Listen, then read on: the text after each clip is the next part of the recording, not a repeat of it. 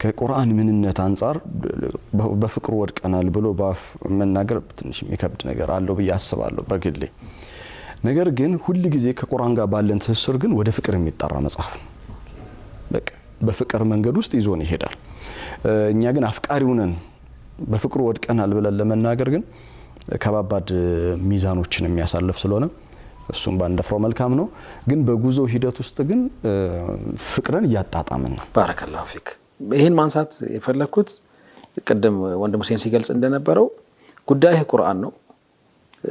ብታወራ ስለ ቁርአን ነው ሐሳብ ብትለዋወጥ በቁርአን ነው ኤኒ ብቻ የሆኑ እንቅስቃሴዎች ካሉ ቁርአንና ቁርአናዊ ሐሳቦች አሉ ስለዚህ በቃ ከቁርአን ጋር ያለ ፍቅር